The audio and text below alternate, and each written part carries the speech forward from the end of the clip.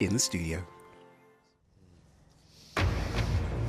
At 6, the tractors roll into Westminster as around 10,000 farmers turn out to protest against the government's inheritance tax plans. From 2026, controversial changes to inheritance tax mean many farms worth more than £1 million will have to pay. Among the protesters, one of the country's most famous farmers. What is your message to this government? Please back down, please. Tonight I'm here on a farm in Gloucestershire, gauging reaction and trying to find out just how many farms will be affected. And the other main stories on tonight's programme. Ukraine fires US-supplied long-range missiles at a target inside Russia for the first time, a day after Washington gave it the green light. I've decided it's time to step away from the early alarm call and start a new chapter. After 6 years at the helm, Zoe Ball announces she's stepping down from Radio 2's breakfast show. Scott Mills will take over. And our first taste of winter, with schools closed, trains delayed, and weather warnings of snow and ice in some areas. And at 6:30, London's mayor promises to keep free primary school meals for as long as he's at City Hall. But questions remain over how they'll be funded.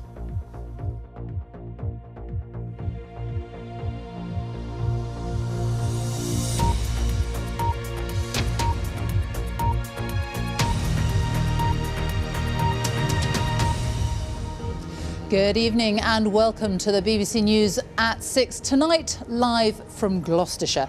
We are on a farm near Cirencester, and the man who owns it is one of around 10,000 people who took part in the protests in Westminster today.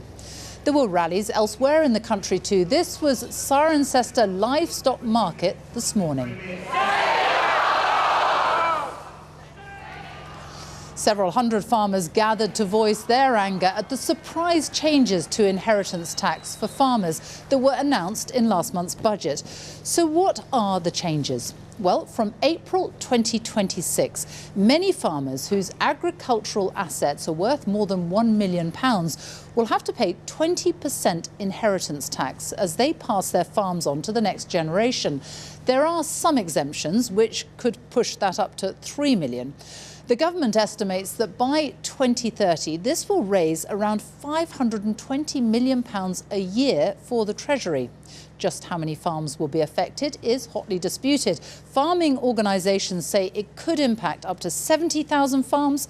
The Treasury estimate that around 500 farms a year will end up paying inheritance tax. Our first report tonight is from our political editor, Chris Mason. Harvesting an argument, big and small. The essence of this, say the farmers in Westminster today, the next generation, and this. We've got to change this so that we can pass it down to our daughter and our son so that they can farm or have the opportunity to farm if they want to in the future. Daughter Evelyn in tow, mum and dad Laura and Robin farm in Nottinghamshire. That's what it's all about at the end of the day. We're not here to earn money, we're here to pass down. To sceptics, though, that is seeking to preserve wealth which others can't. Morning, I'm Chris from the BBC. How angry are you? Fairly angry. I can't say because some words might come out of my mouth that you don't want to hear. Your debut as a protest, and here you are at the gates of Downing Street. Yes. I think they should be climbing them, don't you? Are you tempted? I would if I was 20 years younger, I probably would. At the same time, down the road, the National Farmers Union rings its members in for a rallying call.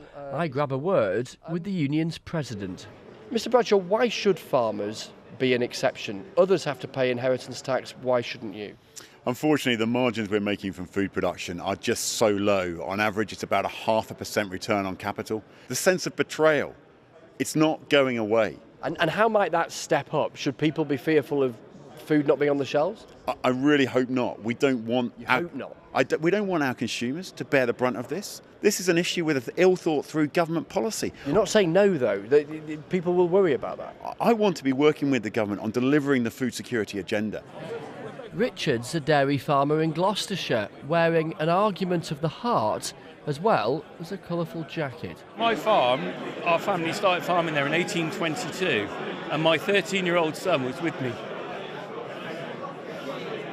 He was with me, milking with me on Saturday morning. I'm sorry, That's all right. It's just, I'm part of a long chain that I don't want to see broken. Back outside, opposition politicians are revealing whose side they're on. This policy is cruel, it is unfair, and it is going to destroy farming as we know it. You are feeding our families and you're struggling to feed your own. That is just so wrong.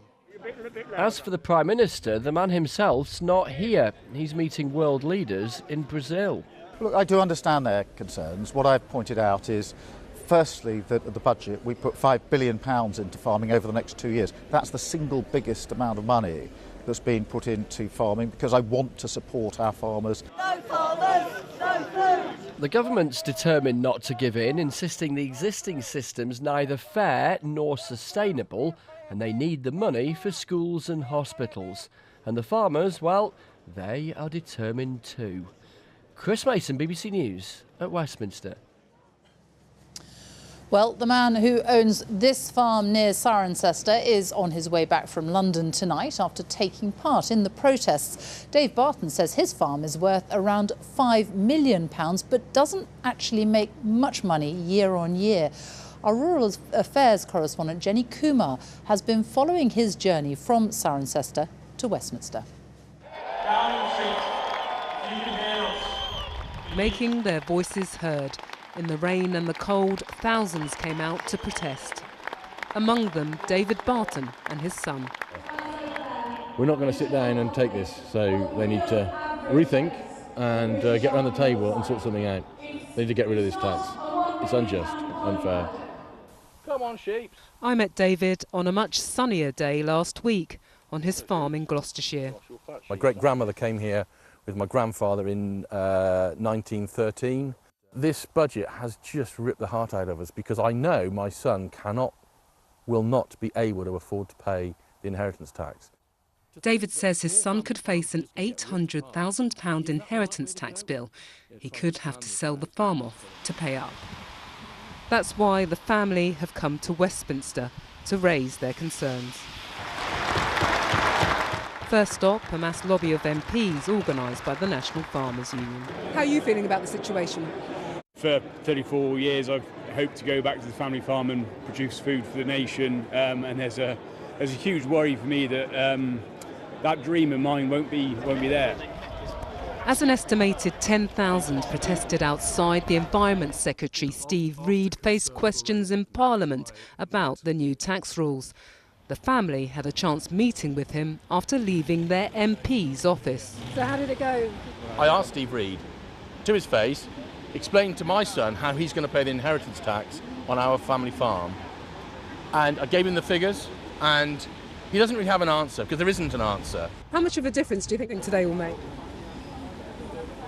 Today, tomorrow, however long it takes, we will make the difference. How? Wait and see. The government shows no sign of changing course. Ministers say the policy takes a fair and balanced approach that protects farms while supporting public services. Jenny Kumar, BBC News, Westminster. Well, since the agricultural property relief was introduced back in 1984, farmers have not paid a penny in inheritance tax, even the very wealthy ones. Our business editor Simon Jack has been looking at how many will now have to pay. There are nearly 210,000 farms in the UK, and according to government and industry figures, around 70,000 of those are thought to be worth over £1 million, so technically could be caught by this new tax threshold. However, that's not the full picture because of inheritance tax reliefs and special exemptions for bequeathing stuff to spouses and families. The threshold could be as high as £3 million. Now let's compare that number to what's happened in recent years. In 2021 to 2022, only 117 farms were inherited worth more than £2.5 million. Now, not all families will get all those exemptions, but that has led the Treasury and independent economists and tax experts to think that the number actually affected by these changes could be as low as 500 a year, although those figures are disputed. There's no doubt it's been a very challenging few years for farmers. The cost of things like food, fuel, fertiliser have rocketed. They've been walloped by the cost of living and the cost of doing business crisis. For example, pig farming costs have gone up 54% since 2019. Cow farmers have seen costs rise by 44%, and even cereals have seen an increase in costs of 43%. In many cases, those costs have risen faster than the prices farmers can fetch for the food they finally produce, which has put a real squeeze on their incomes. Plus, the value of subsidies they get for the land they own has been declining since Brexit. So many feel this is just another unexpected kick in the teeth, which will prompt some very difficult decisions between now and April 2026, when these changes are due to come in. Simon, feelings are really running very high about this, and there does seem to be a huge discrepancy in the figures about how many will actually be affected. Yeah, big row about how many are going to be affected. In part, say some, because due to other budget changes, it's not just the land and the buildings that go into the taxable pot, but things like livestock, farm machinery will go in there for the first time. Evidence, they say, that DEFRA should have had a proper consultation with the farming sector before this was sprung on them. And it's a reminder also that this is not just an agricultural tax. This affects all private businesses, of which farming is only a small part. But nevertheless, the energy we've seen today on the streets of London and elsewhere means that this argument, I think, has still quite a long way to run. Simon Jack, thank you. Well, this farm is around 5 miles away from Cirencester, and I've been there to find out just how much support the farmers have. This market town is in the heart of the Cotswolds. There are more than 300 farms around here, and so there's plenty of support, though some feel the issue is more complicated. It's pitiful what most of them earn. They think they're riding around in posh cars, but they're not. You can be asset rich and cash poor, and I believe that's what farmers are. We need our taxes to pay for the terrible state of the country. So yes, all of us should pay taxes, also farmers. But I do understand there are people who are investing in land who are not doing it because they love the land. They're doing it because they are making money. There are people here who are actually buying land specifically to avoid inheritance tax. I don't think that's right. The question is, how do you differentiate between the two? We're paying more into everything. We're trying to buy a house where, you know, everything's changing. So I guess it's difficult. Where do you draw the line as to who starts paying more and who doesn't pay more? The views of some of the people I spoke to in Cirencester today. Well, among the protesters in London was the TV presenter turned farmer Jeremy Clarkson, and he told Victoria Derbyshire that the government should reverse its tax plans. I'm here to support farmers. Right. Are you angry? It's difficult to be angry on somebody else's behalf. That's like being... Yes, no, I'm not angry on someone else's behalf. Right. So it's not about you. It's not about your farm and the fact that you bought a farm to avoid inheritance tax. Classic BBC there. Classic. Oh yeah. It's not the fact that I bought a farm to avoid inheritance tax. The fact. You told the Sunday Times in 2021 that's why you bought it. These people. Sorry? BBC. Okay, let's start from the beginning. Sure. I wanted a shoot. Okay? That's even worse to the BBC. I wanted a shoot, which comes with the benefit of not having to pay inheritance tax. Now I do. But people like me will simply put it in a trust. And so long as I live for 7 years, that's fine. So one of the reasons Rachel Reeves says she brought this in is to stop wealthy people using it as a way No, of that was the only reason she did. Well, no, the other reason was to raise money for public services. Well, have you seen... Are you listening to this?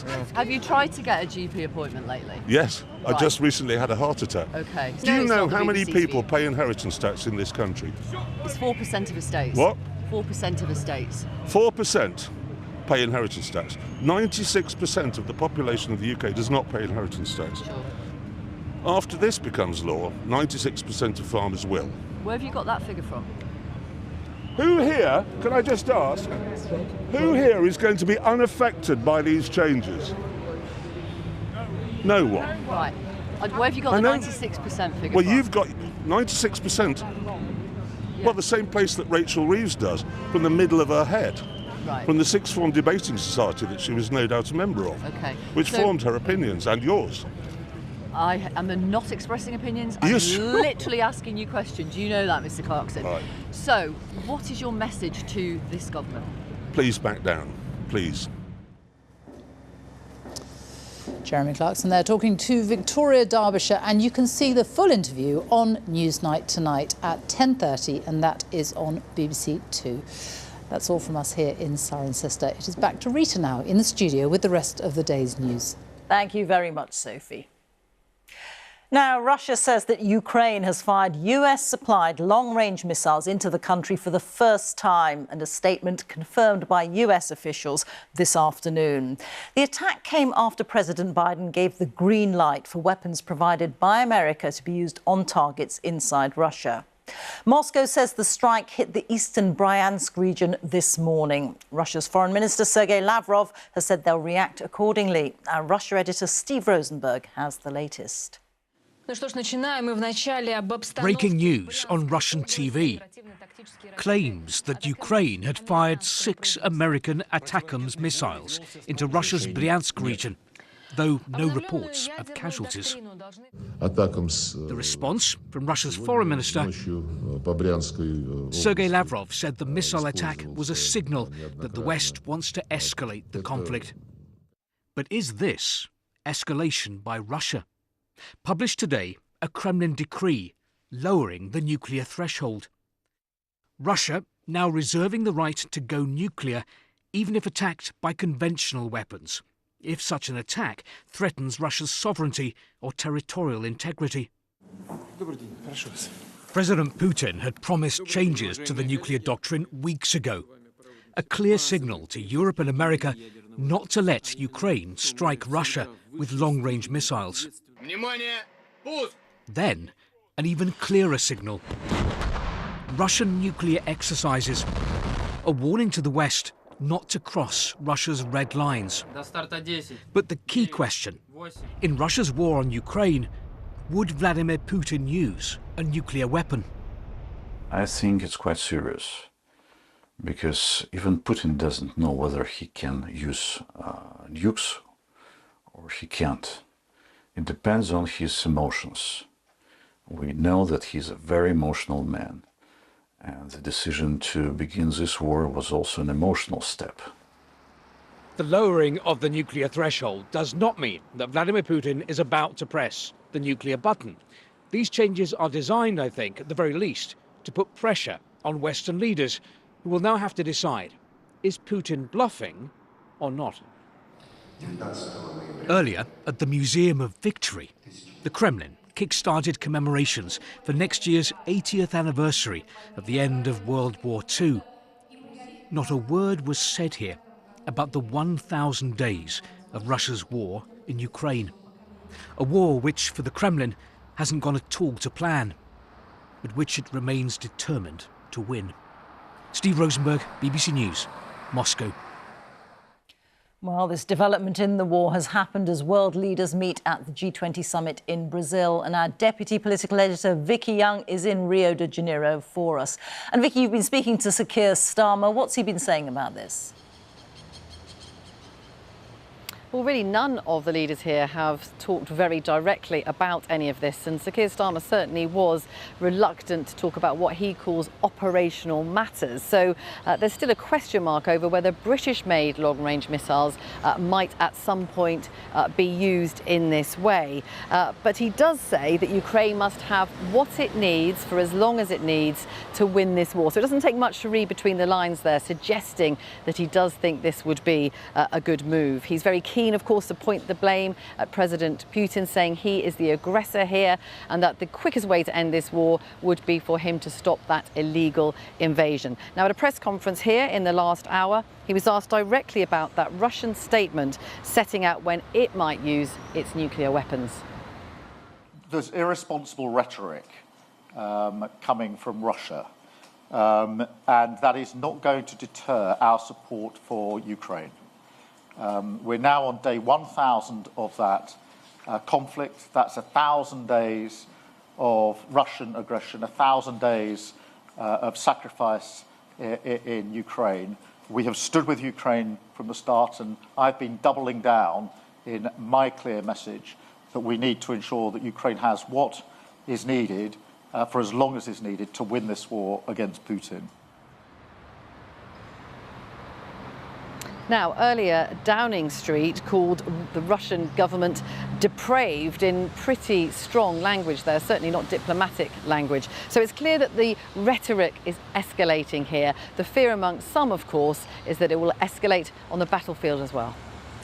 Vicky, thank you very much. Vicky Young speaking there. Now, in New York, prosecutors have told the judge presiding over Donald Trump's hush money conviction that they wouldn't object to pausing proceedings, including Mr. Trump's sentencing, while litigation continues on the defence's request to have the case dismissed. Let's speak now to John Sudworth in Washington. And John, just explain this to us. Well, Donald Trump, of course, had already broken precedent as the first convicted felon, as they say here, to be running for the office of president, having been found guilty by a jury earlier this year for paying that money to a porn star to cover up a sexual encounter ahead of the 2016 election and keep all that from the American public. He was due to be sentenced for those convictions on the 26th of November, and his lawyers had already been arguing that the whole thing should be thrown out. Firstly, because of Supreme Court ruling that gives presidents in America greater immunity from prosecution, but most notably, of course, because he has just won this election. They say it would be unconstitutional and it complicates things. And what we were waiting for today was the prosecution response, and we now have it. They too admit that this does indeed complicate things, but they say that the judge should consider the options, perhaps even delaying sentencing until after Mr. Trump has served his 4 years in office. But if Mr. Trump was hoping they were going to throw in the towel, that has not happened. He will be very disappointed. A hearing, they are saying, should take place in December. They're fighting on. John, thank you. John Sudworth reporting there. The time is 22 minutes past 6, our top story this evening. Thousands of farmers head to Westminster to protest against the government's inheritance tax plans. And coming up, there have been weather warnings across the country as the UK is hit by snowfall. On BBC London, one family's fears for the future care of their 98-year-old mother and how it'll be paid for. And after snow flurries in the capital, we'll have the full forecast for you.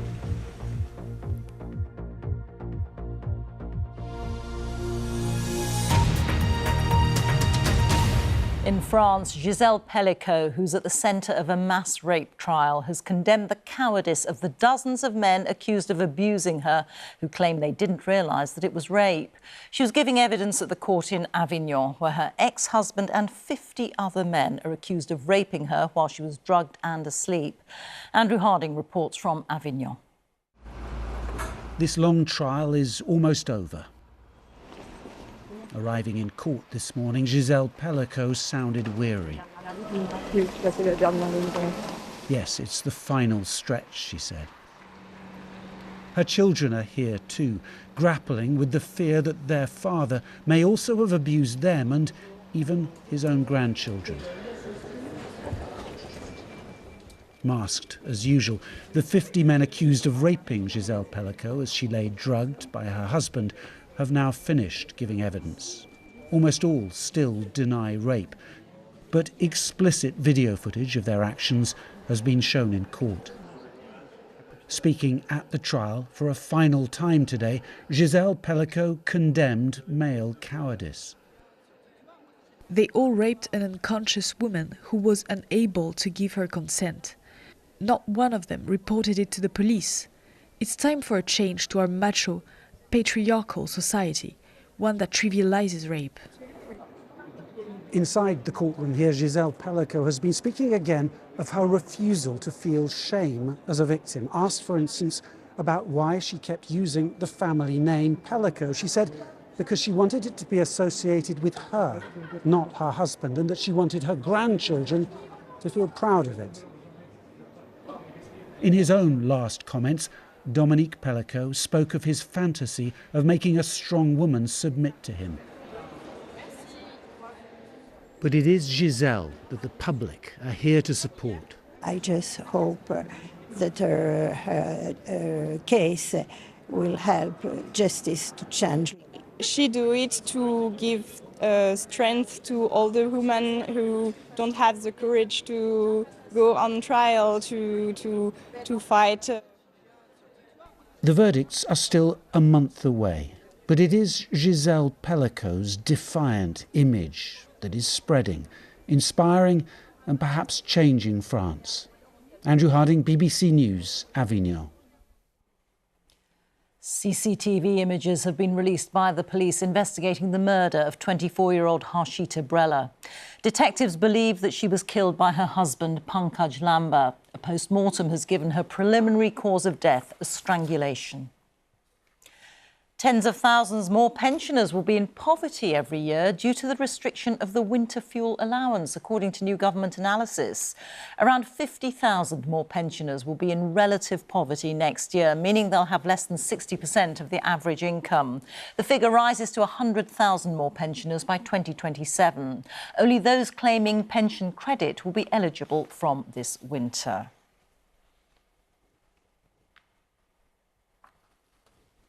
Now, after 6 years of presenting the most popular morning show on UK radio, Zoe Ball has announced that she's stepping down from hosting the BBC Radio 2 breakfast show. Scott Mills will replace her, moving from his afternoon slot. Here's Liza Mazimba.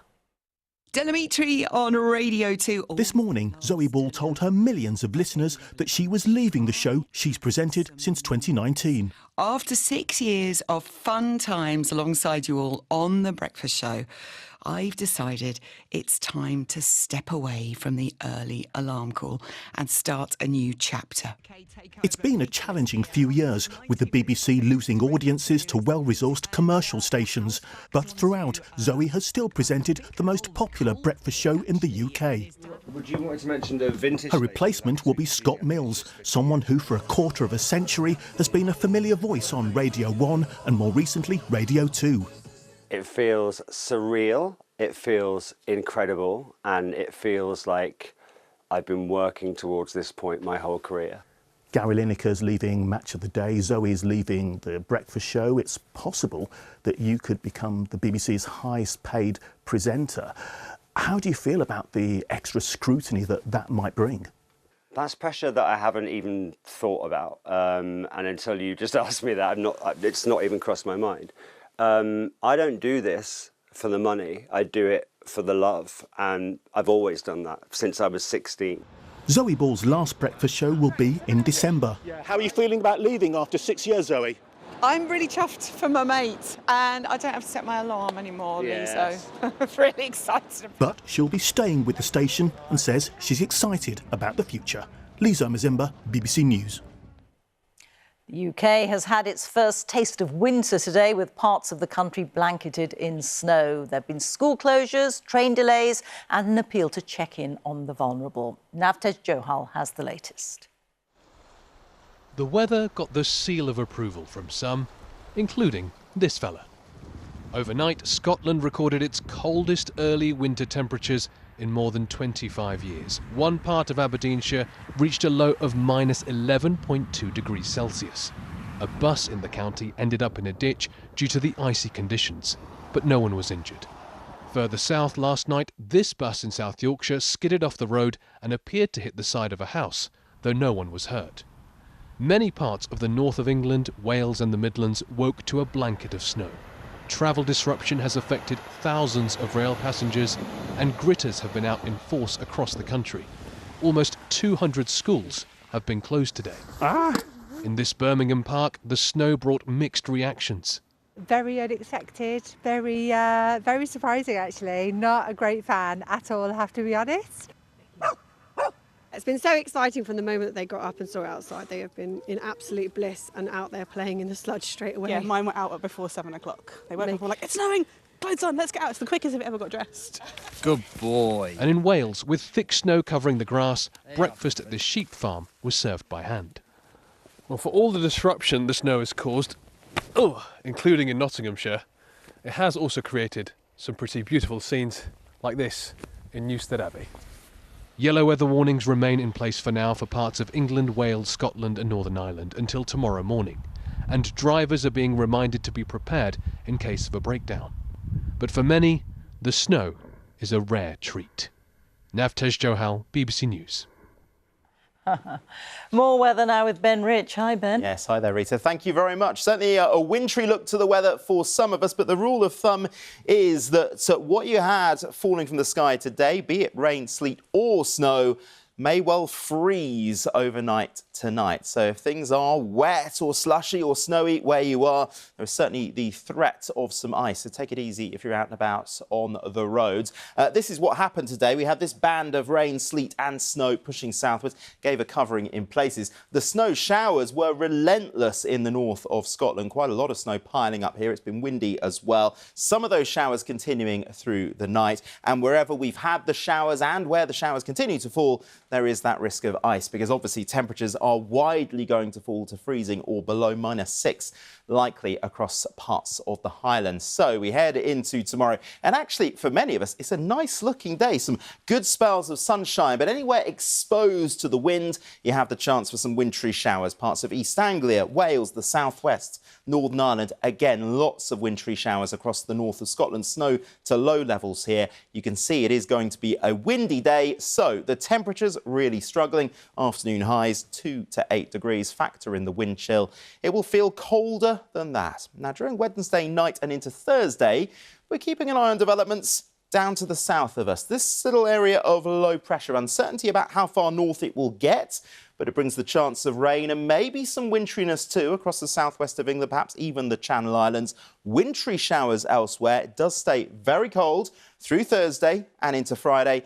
But let me quickly show you what happens over the weekend. A huge change. It turns much, much milder, but also very wet and very windy. Rita.